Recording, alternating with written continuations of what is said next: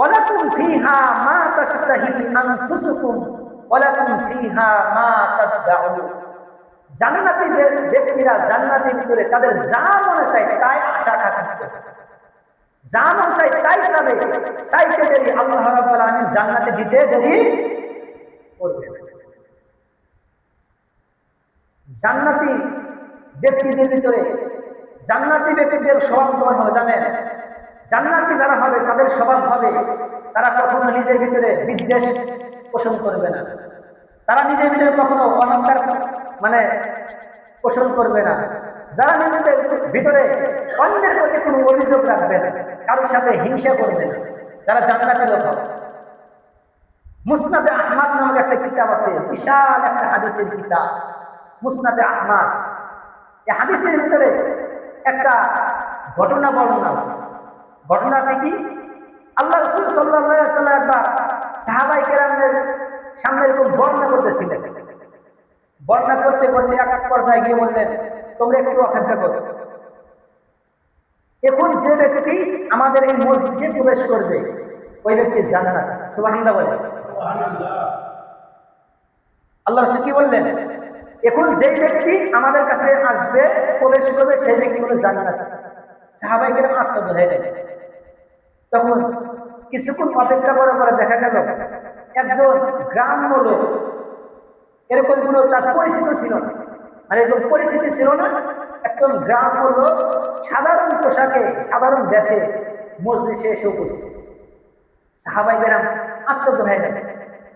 সাহাবায়ে কেরাম মনে করছেন হয়তো এটা হয়তো আবু বকর হবে, হয়তো ওমর হবে, হয়তো অন্য কোনো বড় বিশিষ্ট সাহাবী হবে, কিন্তু এমন একজন ব্যক্তির ব্যাপারে আল্লাহ রাসূল জান্নাতি হিসেবে ঘোষণা করেছে যে ব্যক্তিকে কোনো মানুষ ভালোবেসে চেনেই না, আবার চেহারা সুরত তেমন ভালো না, শরীরে কাপড় সুরত তেমন ভালো না, গ্রাম থেকে এসেছে, কথাবার্তারও ওইরকম ক্লিয়ার না। সাহাবায়ে আশ্চর্য হয়ে গেলেন। পরের দিন আল্লাহ রাসূল সাল্লাল্লাহু আলাইহি ওয়াসাল্লাম আবার বললেন, এখন যে ব্যক্তি প্রবেশ করবে ওই ব্যক্তি জান্নাত। সুবহানাল্লাহ বলেন। কিছুক্ষণ সাহাবায়ে কেরাম অপেক্ষা করে দেখলেন, গতকালকে যে ব্যক্তি উপস্থিত হয়েছে আজকে ওই ব্যক্তি উপস্থিত। সুবহানাল্লাহ বলবেন না? তৃতীয় দিন আল্লাহ রাসূল সাল্লাল্লাহু আলাইহি ওয়াসাল্লাম বললেন, এখন আমাদের মাঝে যে ব্যক্তি উপস্থিত হবে প্রবেশ করবে ওই ব্যক্তি জান্নাত। তৃতীয় দিন দেখা গেল ওই একই ব্যক্তি প্রবেশ করেছে। সাহাবায়ে কেরাম আশ্চর্য হয়ে গেলেন, কি ব্যাপার, এই সাহাবী কি আমল নাই করে, কি আমলটাই করে যে একে তিন দিন আল্লাহ রাসূল বললেন যে ওই ব্যক্তি জান্নাতি। আল্লাহ রাসূল যাকে জান্নাতি বলছে সে জান্নাতে যাবে কি যাবে না? সারা পৃথিবী ধ্বংস হতে পারে, সারা পৃথিবী উল্টে যেতে পারে, কিন্তু আল্লাহ রাসূলের কথা কি মিথ্যা হবে? তখন সাহাবীদের ভিতরে সবচেয়ে একজন বিশিষ্ট সাহাবী, যিনি সবচেয়ে বুজুর্গ একজন সাহাবী ছিল আব্দুল্লাহ ইবনে আমর ইবনুল আস। তিনি চিন্তা করলেন, আমি খোঁজ নেব যে এই সাহাবী কি আমল করে যে আল্লাহ রাসূল একে তিন দিন বললেন এই ব্যক্তি জান্নাত। তখন আব্দুল্লাহ ইবনে আমর ইবনুল আস রাদিয়াল্লাহু তাআলা আনহু ওই ব্যক্তির বাড়ি থেকে বলতেছেন যে ভাই, আমি তো আমার আব্বার সাথে ঝগড়া হয়েছে, তো আমার আব্বা আমাকে বাড়ি থেকে বের করে দিয়েছে, তো আমি আপনার বাড়িতে কিছু মেহমানি হিসেবে থাকতে চাই। তো ওই আনসারী সাহাবী বললেন, ঠিক আছে, কোনো সমস্যা নাই, আপনি থাকতে পারেন। আব্দুল্লাহ ইবনে আমর ইবনুল আস তিনি একে একে 3 দিন থাকলেন। 3 দিন থাকার পরে দেখলেন তার কোনো বিশেষ কোনো আমল নাই।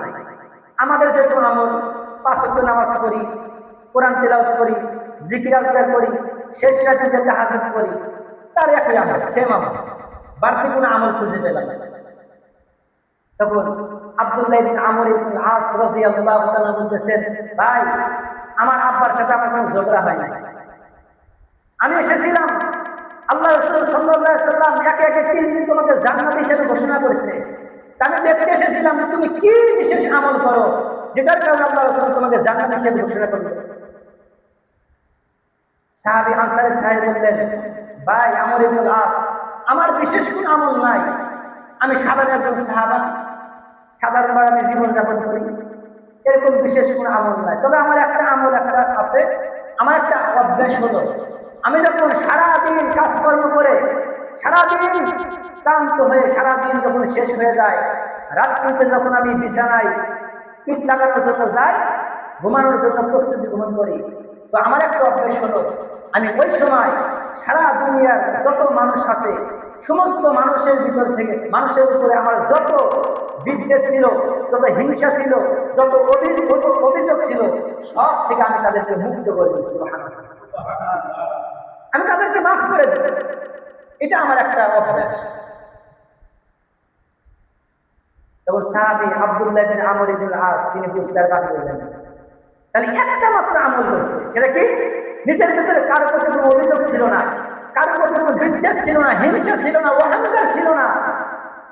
আল্লাহ রাসূল তাকে কি বলেছেন? জান্নাত হিসেবে ঘোষণা করেছেন। তাহলে ওই কাজ যদি আমরা করি, আশা করা যায় আমরা জান্নাতে হব, ঠিক কিনা?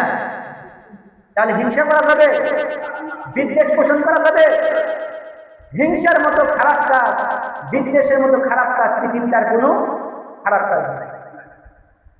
শুকনা কাঠ যেরকম আগুনের ভিতর দিলে আগুন কি কাঠ আপন অবস্থায় রেখে দেয়, জ্বালায় শেষ করে দেয়, জ্বালায় শেষ করে দেয়। ঠিক তেমনি ভাবে হিংসা বিদ্বেষ এমন একটা খারাপ বস্তু, যদি কোনো বান্দা তার ভিতরে লালন করতে থাকে, বলে এই হিংসা এবং বিদ্বেষটা বান্দার ভিতরে যত নেক আমল আছে, যত ভালো গুণাগুণ আছে, সব কিছু জ্বালায় করে শেষ করে দেয়। নাউযুবিল্লাহ। এটা হিংসা করা যাবে, হিংসা করা যাবে না। জান্নাতে যারা হবে